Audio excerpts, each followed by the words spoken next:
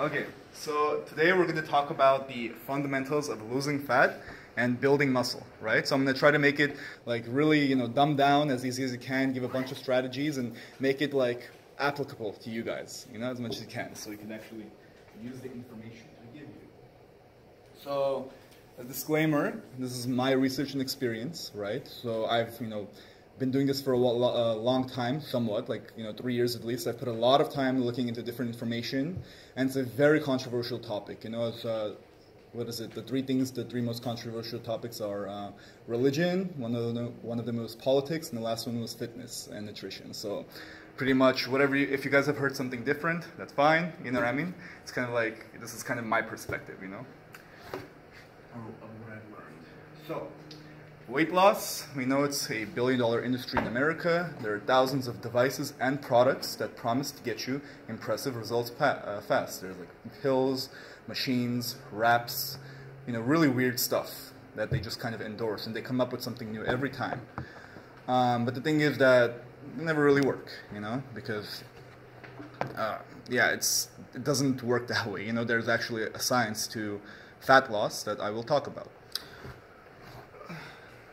So, obesity, what's it called? So the CDC National Center for Health Statistics says that 40% of US adults were obese, 2015 to 2016.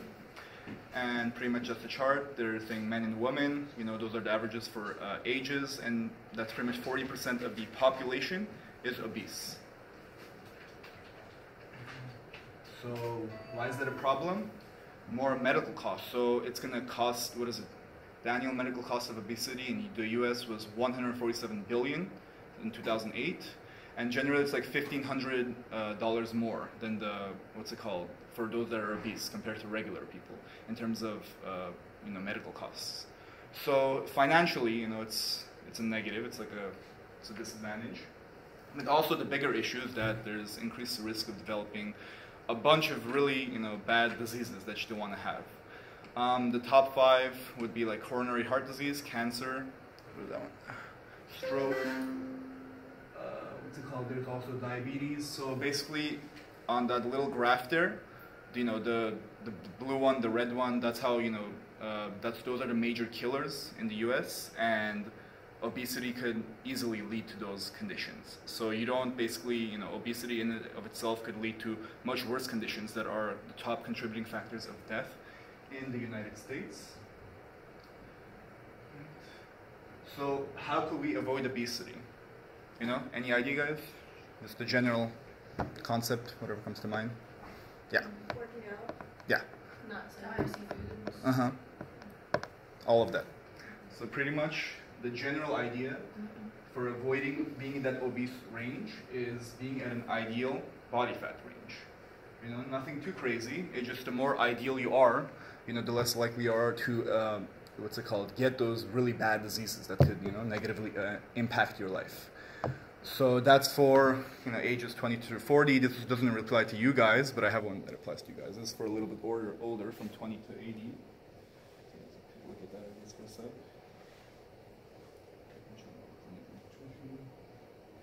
Okay. And this one should apply to, you guys a little bit more. So from 7 to 18 for both men and women. Only my demographic is just women today, so the right side, I guess. So pretty much you want to be in the kind of healthy range, just to avoid those, chronic problems that could develop if you're in the obese range. So this is kind of exaggerated. It's hard finding like really good pics of body fat percentages, but the big thing here is that those people have built on muscle too, so don't just look at it like, oh, if you lose fat you'll get there. They've put in work at the gym too, but just generally, in terms of body fat, this is pretty accurate towards the range, and as the lower you get for your body fat, the harder it is to kind of either maintain it and stay there. So you don't have to be at the lowest, you don't have to be the highest, you could just stay at a really good rate, and it's really, you could maintain it there, because I've tried going pretty low down there, and it's horrible experience, but I'll talk about all of that. Okay, so now we're going to talk about the main gist of it. So how do we get down to an ideal body fat range, whether it's for health or fitness goals? That's losing fat, keyword the fat. So when most people think about losing weight, what comes to the mind is the word diet, right? And it's like it's a really negative word because you think of hunger, you think of restricting certain foods, you think of like it's a horrible experience. And it is kind of that case. I've had my fair share at the time when I was trying to go through my fitness journey and find out what to do to reach success.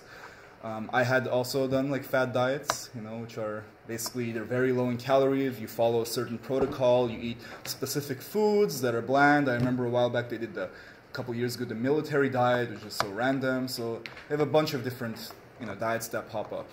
The problem with them is that it's either they're very low in calories, which will cause you to be hungry.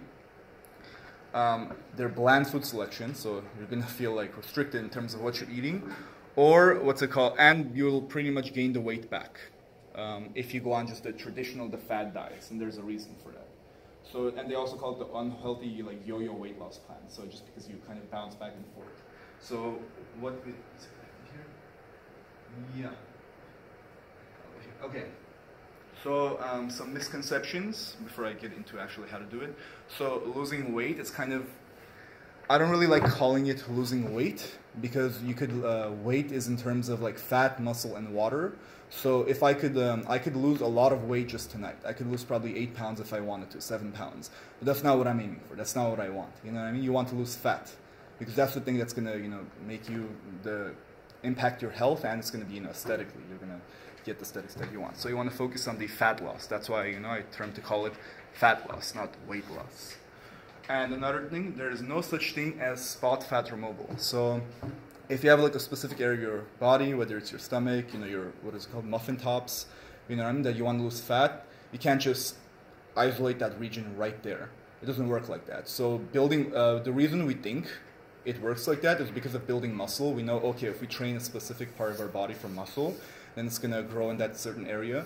But fat removal, losing fat, is a completely different process. It's not the same. It's an overall thing. So if you want to lose fat in that specific region, you just have to kind of stick to that, controlled, deficit, which I'm going to talk about. And over time, if you stick to it enough, that will start to go away. You can't just isolate it. So, and where those areas that you don't want the fat to be on is purely genetic, So that's something we all have to deal with. Me personally, I have it in my thighs. It's really annoying for a guy. So, I've always kind of used to think like that a couple of years ago, where I'm like, oh, I'm trying to do specific leg exercises. You're just in the mindset because you're going crazy. But, I found out that's not going to do anything. To put on muscle there, it's a completely different process. But losing fat, it's an overall thing. You know what I mean? Which is what I had to figure out.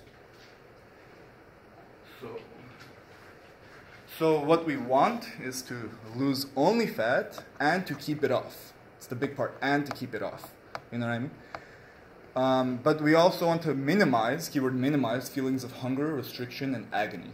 Okay? So you might feel a little hungry, a little restriction. I'm going to go into all of that. But we're going to minimize it as much as possible, to help reach our goals. It's not the easiest thing in the world, but it's definitely doable. And it's definitely, you can make it fit your lifestyle. So big thing here, expectations. So we want, we don't want short term, we want long term. Okay, short term, this is a big thing, it's an interesting topic for me. Motivation is very short term. You could be motivated for 1 day, for 2 days, for 3 days. I'm going on a diet, I'm going to go crazy, I'm going to, next week, 2 weeks, I'm going to kill it, and then I want results. But your body doesn't work like that, The common consensus is the amount of time that it took for your body to put on that weight, it's going to take, around that amount of time to take it off. It's not exactly, but it takes a while. So you have to basically have a discipline, and you have to use the proper, concepts that I'm going to show you, and you have to execute it over a long period of time.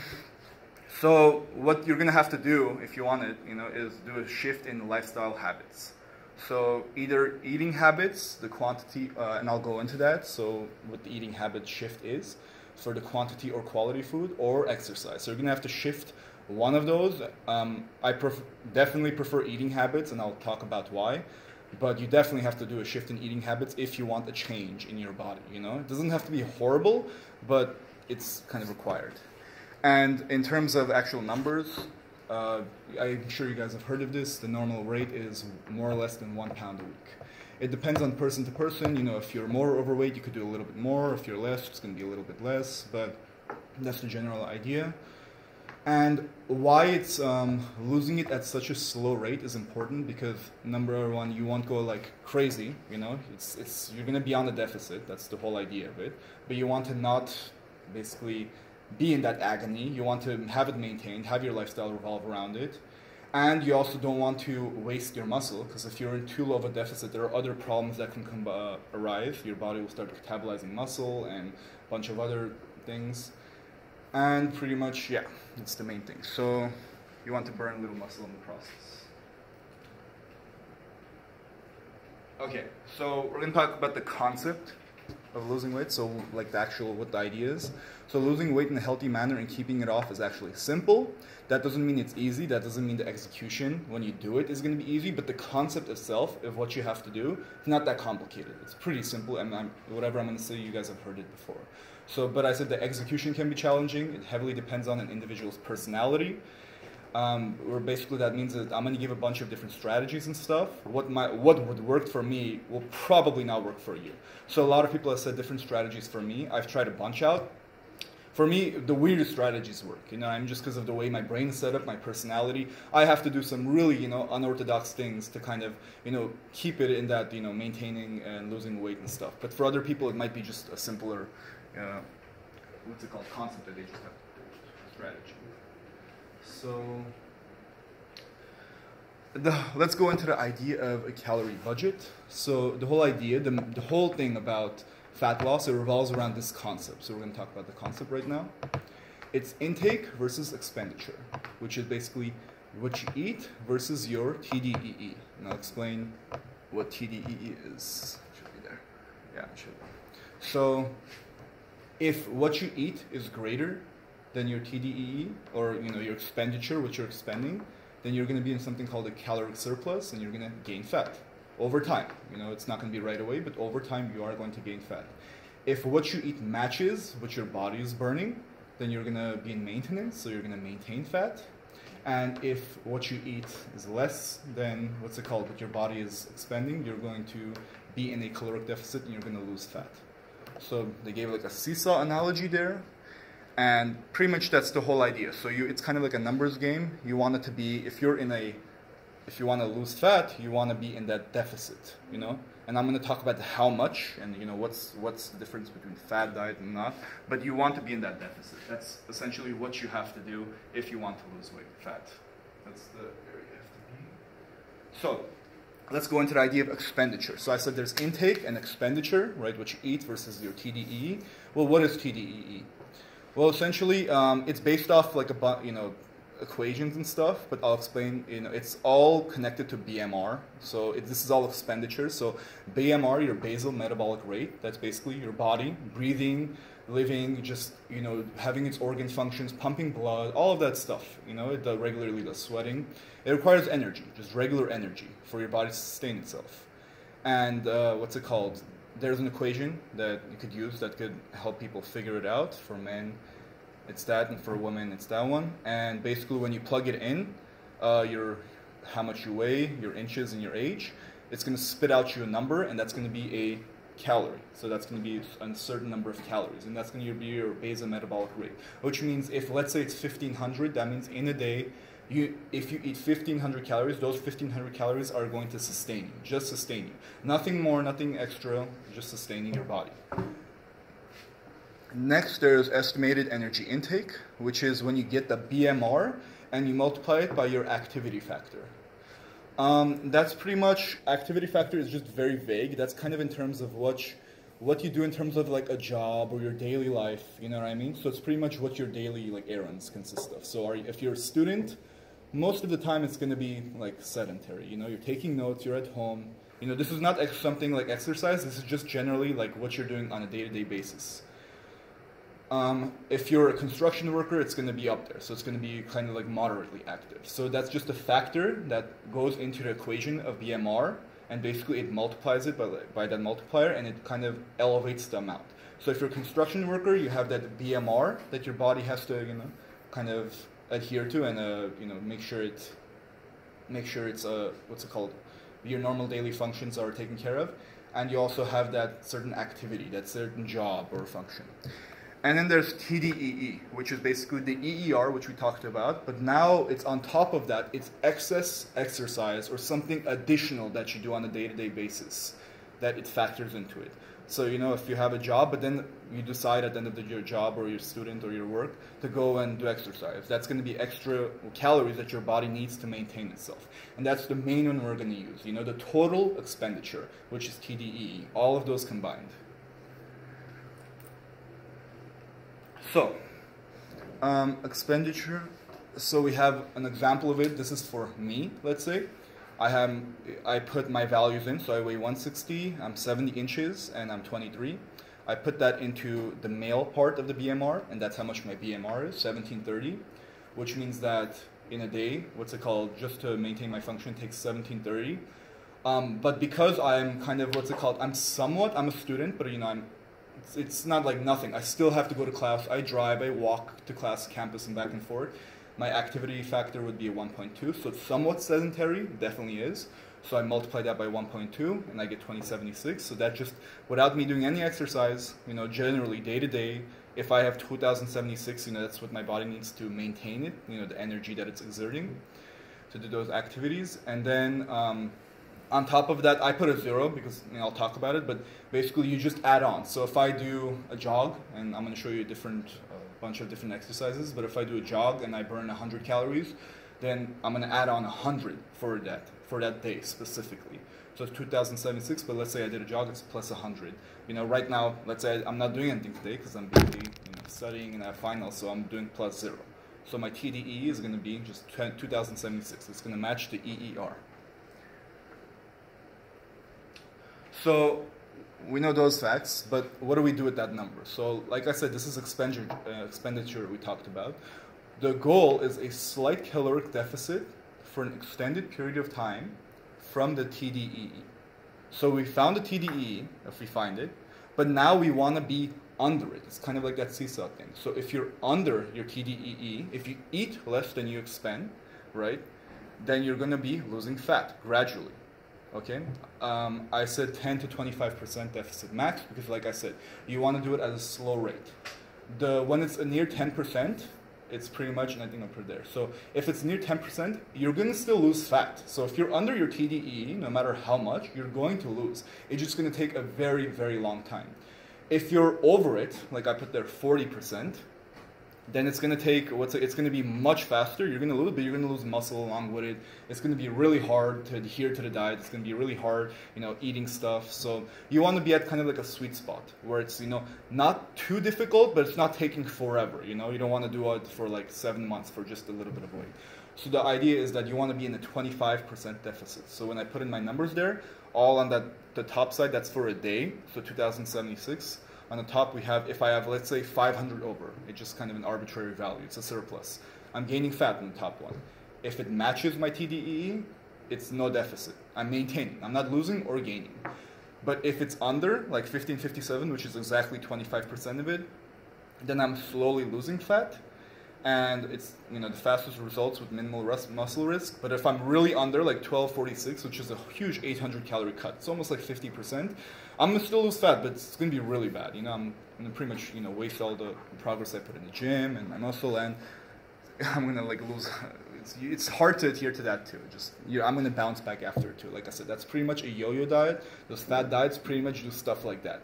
You are going to get results with that. You are going to get fat loss, but after that, you're not going to stick to it. It's not going to be a lifestyle thing. You can't do like that much of a deficit for an extended period of time and stick to it. It's too much.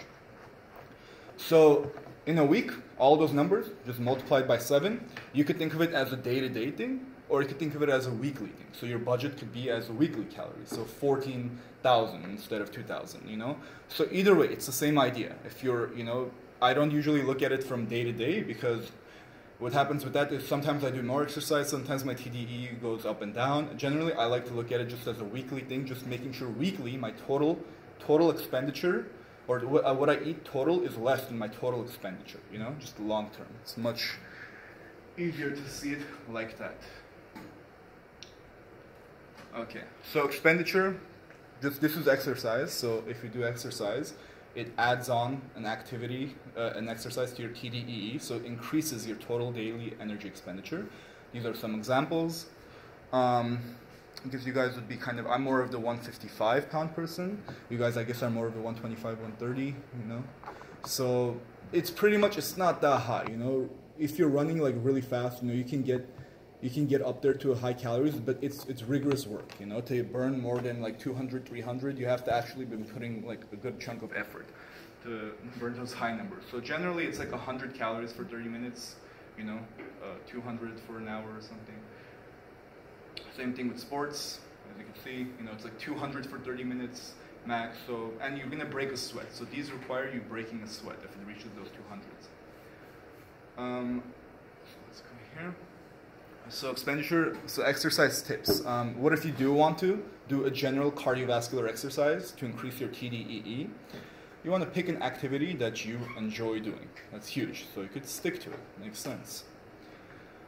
For some people, cardio leads to a bigger appetite. Now that's me. I used to, before I kind of figured out what to do and how to, you know, be successful with my fitness goals, I used to do a lot of cardio. I was actually training for a half marathon. Didn't really do any, like, I was getting more stamina, I was getting more endurance, I was getting better at the exercise. But in terms of actual fat loss and my results and why I was getting into running in the first place, it didn't do anything. So it's kind of demotivating, you know, because I'm getting better at the sport, but I'm not getting the results I wanted from fat loss.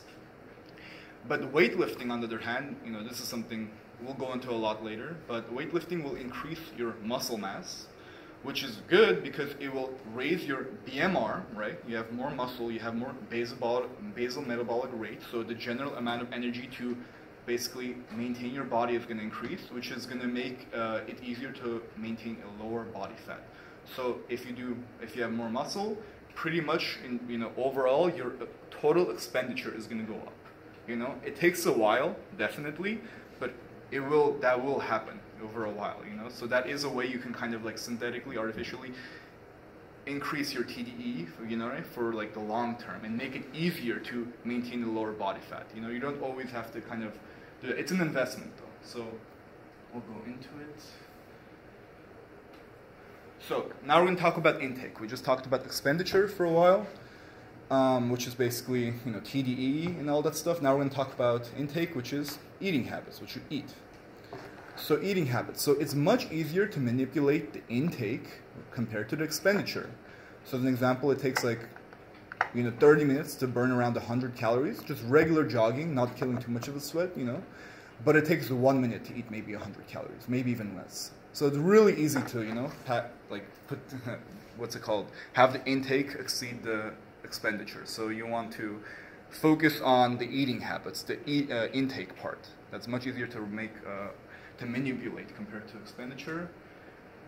Changing eating habits to achieve your fitness goals. We want to do it in a way that minimizes feelings of hunger and restriction. So we're going to change eating habits, if we do decide to, but we want to do it in a kind of a controlled way. We don't want to just go crazy about it. There's specific, like I said, being in a restriction, a caloric deficit, it's not the easiest thing in the world. You might feel a little hungry and restricted, but we want to minimize it. We want to make it as less as we can, or as little as we can, so we could adhere to the goal and be in a healthy place. So the way I organized it is I like to think about it as we could change either the quality or quantity of the food we eat. So we could manipulate one of those variables.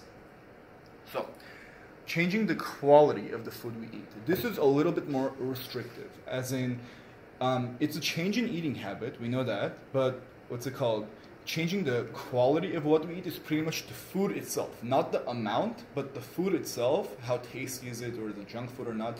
That's pretty much what it is. So the first option I put is you could change, you pretty much eat, instead of bad foods, you eat better foods. That's the whole idea. So clean eating, you could eat calorie dilute foods like green vegetables and fruits. Filling foods, fiber, protein. These all, these are satiating. So, complex carbs and fruits, lean meats, yogurt, beans. Basically, if any of those things, if it's calorie dilute, less intake. If it's more filling, you're going to be more full, less intake. Then there's the elimination method. So non-filling sources of calories, you eliminate them, like liquid calories, sodas, and stuff like that. You guys have heard of that before. And eliminating addictive foods, you could. So junk foods with processed sugars and fats. On top of being high calories, you want more of it. They make it in a specific way. They have food science departments and stuff. They make it in a specific way, so you want to have more of it. I think they put, even in Coca-Cola and stuff, they put salt in it, so you're more thirsty, so you drink more of it. They have really crazy ways to manipulate that food and kind of make you eat more. So the simple substitution method, it's not really elimination, so it's kind of an easier version of that. You could substitute a healthier option, So, you're changing the quality of food. So instead of ice cream, you could have yogurt with berries, nuts, all that good stuff, Maybe it's not as tasty, but like I said, you're somewhat restrictive. It's not completely. It is somewhat, you're changing the quality of the food you want. But the whole idea is that you could still eat a good chunk of it, The quantity of food, it's a lot easier to maintain it. So you could eat like a lot more yogurt than you could eat the ice cream. Now, changing the quantity of food, so the amount you eat. If you want to change the amount of food that you eat, you might feel, not the changing quantity, changing the, how do I say this? So the whole idea here is that this is the opposite one, so you could keep, I kind of worded it a little weird, but you can keep the same foods that you eat, let's say. You don't want to change the quality of food, you still want to eat the foods that you enjoy, but you're going to change, the quantity, how much of that food you eat. So this one, while the last one was a little restrictive, this one would make you feel a little bit more hungry, because you're not changing what you eat, you're still eating it, but you're changing how much of it you eat. So that's the problem that could arise from that. So you would have to kind of battle hunger a little bit here, We're not going to be not too much, but just a little bit. So the timing, you could use strategies like intermittent fasting or many small meals. So certain people, like I said, different strategies work for different people. Certain people, they get more full, when they time their meals in a different way. So for me specifically, I've tried many small meals, but my appetite really increases right away once I eat a meal. So I kind of want to start going in that eating mode, eating more and more.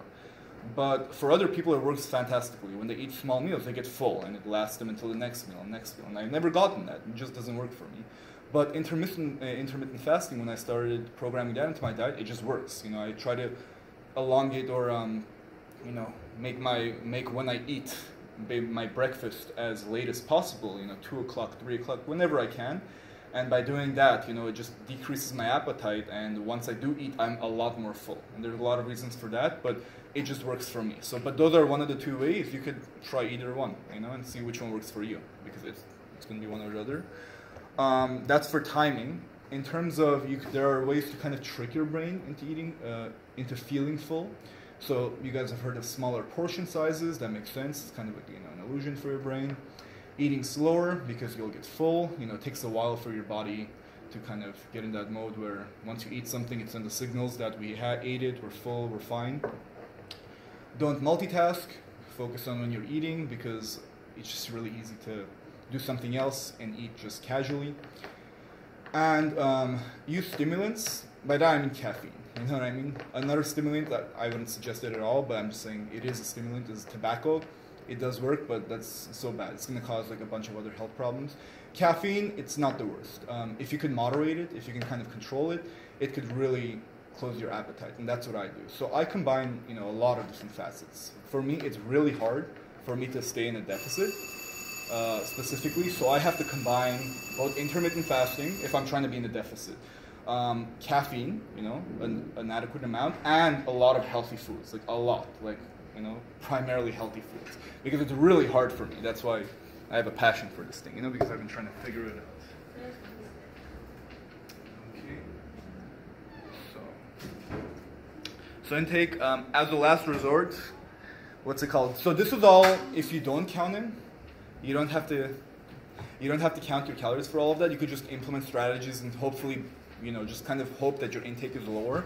But if you're doing your strategies and they're just not working, you can make it the numbers game and actually start counting. So you don't have to count, But if just stuff hasn't been working for you and you're trying to implement strategies, well, your intake is definitely not lower than your, you know what I mean, expenditure. So at that point, you could see why. You know, you could actually put into the numbers and see exactly, am I equal or am I lower?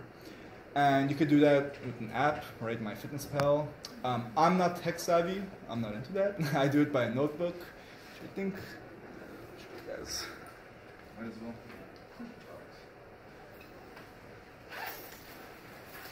Yeah. So it's pretty much my notebook. I've been doing it since. You guys enjoy it? Just kind of wrap it up really. Oh yeah.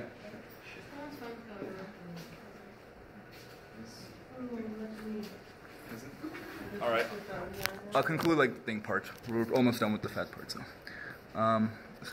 so pretty much that's my notebook. I've been logging it for a while, and I do it manually by hand, you know, and it just kind of helps me keeps me accountable for what I do. So there's the pros: accountability, awareness, you're more control, you know, of what's going on in your body, you know, what's happening. But the cons are it requires effort, it's tedious, and it could become obsessive. I'm kind of fine with the obsessive part. I like obsessing over things, so it works for me. And these are some pitfalls, you know, I'll say them really quick. So if you're too impatient, that's you know, if you're trying to stick to that deficit, being impatient, you know, is a bad thing. Eating out often, what's it called? High calories are in like outside food. Excessive cheat meals in a day. So you could have it once in a while, you know, if you're on a deficit. But if you just start going ham with it, if you just start having a cheat meal, your intake is not going to be less than your expenditure. Thinking the traditional diet, where one goes back to old eating habits, you're just gonna, if your, what's it called, intake is more than your expenditure after you go on the deficit, now you're gonna just gain back the fat, so you have to somewhat maintain what you lose. Eating out of boredom, just a bad habit, get rid of it. And emotional eating, I'm kind of guilty of that, so if you have other problems going on in life, you know, you don't want to use eating as a way to thing it, what's it called, get rid of it. You have to kind of find your, like, address that problem in yourself. And the last slide, monitoring fat loss. When you do it, so if you want to check, if you want to see results, if you want to kind of weigh yourself, you do it in the morning after you go to the bathroom or before you drink anything. So you kind of want to not eat anything, but make sure everything's out of your system. And that kind of makes it in a constant state, you know, so everything else is the same. And you want to do it either every morning and kind of do it every morning and calculate the average, which is what I do. So, you know, weekly, like Monday, Tuesday, Wednesday, Thursday, Friday, and then calculate the average and see that number, which is average, which will like prevent fluctuations, or do it the same day on a weekly basis. A little less accurate, but there. And Okay, that's we're it. going to wrap it up. Yeah, we're done. All right, we're done here yet? Thank you. Good stuff. Can you just write down that it was a shortened day?